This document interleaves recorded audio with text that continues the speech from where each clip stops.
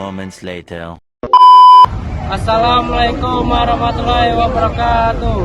Kami dari kelompok 4 ingin menjelaskan tentang dampak perang terhadap mekanisme permintaan dan penawaran BBM. Sebelumnya, perkenalkan nama saya Firdaus Dimulya. Perkenalkan nama saya Agus Saputra Kusuma. Kenalkan nama saya Panjaman Fauzan. Perkenalkan nama saya Rizky. Perkenalkan nama saya Guntur Pratama. A few moments later. Perang merupakan salah satu peristiwa global yang memiliki dampak luas terhadap berbagai aspek kehidupan, termasuk sektor ekonomi dan pasar komoditas.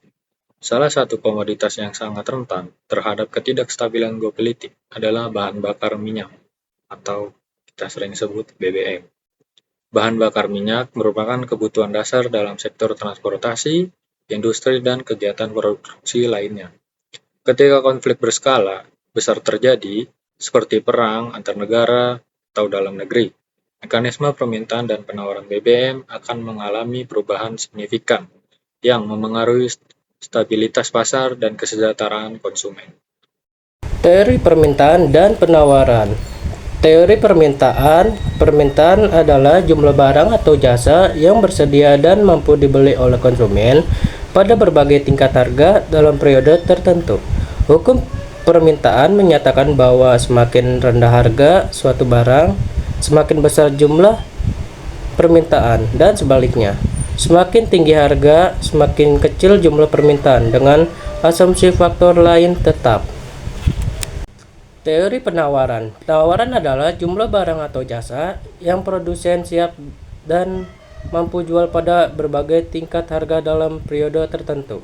Hukum penawaran menyatakan bahwa semakin tinggi harga barang, semakin besar jumlah barang yang ditawarkan, dan sebaliknya. Jika harga turun, jumlah barang yang ditawarkan biasanya berkurang dengan asumsi faktor lain tetap. Karakteristik pasar BBM. BBM termasuk barang inelastis dalam jangka pendek. Menurut literatur, elastisitas harga permintaan BBM berkisar minus 0,1 sampai minus 0,25. Artinya kenaikan harga 10% hanya menurunkan konsumsi 1 sampai 2,5%. Karena BBM belum punya substitusi sempurna untuk kendaraan dan mesin. Di sisi penawaran, pasar minyak dunia bersifat oligopoli dengan OPEC plus menguasai 40% produksi. Mekanisme harga BBM. Harga BBM di SPBU Indonesia mengacu pada formula harga eceran MOPS Alpha PPN PBBKB subsidi. MOPS adalah harga mean of pledge Singapura yang merujuk langsung ke harga minyak mentah Brent. Artinya guncangan di pasar minyak mentah dunia akan langsung ditransmisikan ke harga domestik. Dampak perang terhadap sisi permintaan BBM. Yang pertama, demand shock negatif. Perang menurunkan kepercayaan bisnis dan konsumen, PDB atau produk domestik bruto. Global melambat, aktivitas industri turun, permintaan BBM turun.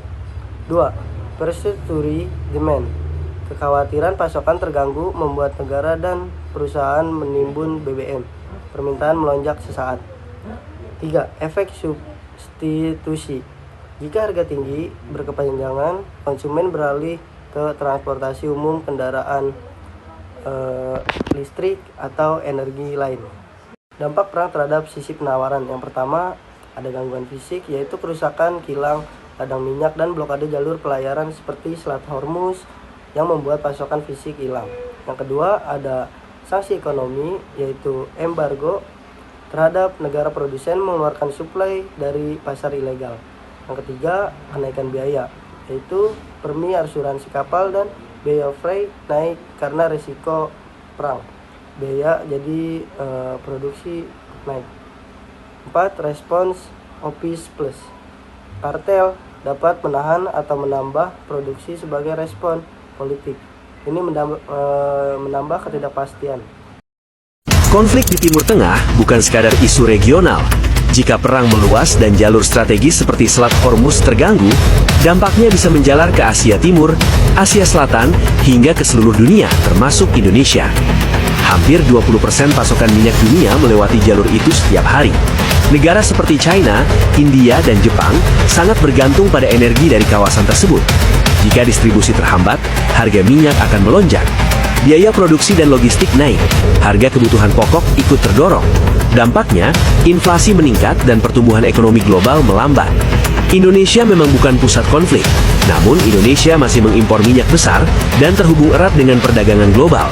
Jika mitra dagang utama di Asia terguncang, ekspor Indonesia terdampak, rupiah bisa tertekan, harga BBM berpotensi naik, biaya hidup masyarakat meningkat. Ketidakstabilan geopolitik juga memicu gejolak pasar keuangan. Investor cenderung menarik dana dari negara berkembang saat resiko global naik. Tekanan terhadap pasar saham dan stabilitas moneter bisa menguat. Ini bukan untuk menimbulkan panik, tetapi peringatan agar lebih waspada. Kelola keuangan dengan bijak, kurangi pengeluaran tidak prioritas, perkuat dana darurat. Dunia saling terhubung, gejolak di satu kawasan dapat berdampak cepat ke kawasan lain. Kesiapan dan kewaspadaan menjadi kunci, agar Indonesia tetap tangguh menghadapi dampak global. Studi kasus Perang Rusia-Ukraina 2022. Rusia adalah eksportir 11% minyak mentah dunia, sanksi G7, dan embargo Uni Eropa memangkas ekspor Rusia 1,5 juta barel per hari. Harga Brent naik dari 70 US dollar ke 139 US dollar per barel. Pada Maret 2022, ini murni supply shock S bergeser ke kiri ditambah precautionary demand D bergeser ke kanan. Hasilnya, harga equilibrium baru naik 98. Analisa dampak bagi Indonesia. Yang pertama, sisi penawaran. Impor minyak mentah dan BBM Indonesia 800.000 barel per hari. Kenaikan harga plus melemahnya rupiah membuat harga keekonomian Pertalite menjadi Rp13.200 per liter. Padahal harga jual Rp10.000 per liter. Yang kedua, sisi permintaan. Konsumsi BBM tidak turun signifikan karena inelastis. Total konsumsi 2022 tetap 1,6 juta barel per hari. Dampak fiskal dan inflasi subsidi energi APBN 2022 tembus 551 triliun rupiah. Inflasi komponen transportasi 15,4% mendorong BI rate naik. Thank you guys. Sehat-sehat kalian dan jaga diri kalian, dan ingat guys, kalian sudah melalui banyak rasa sakit, kalian kuat, kalian bisa lalui lebih banyak rasa sakit itu. Karena sekali lagi guys, gue bilang ke kalian guys, Tuhan gak akan memberikan cobaan yang tidak disanggupi oleh hambanya guys. Semua yang kalian lalui itu guys sudah sejalan Tuhan, dan Tuhan tahu kalian bisa melalui itu ya. Kalian kuat guys, thank you. Few inches later, 2 hours later, 1 eternity later. Sekian presentasi dari kelompok kami, kurang lebihnya mohon maaf.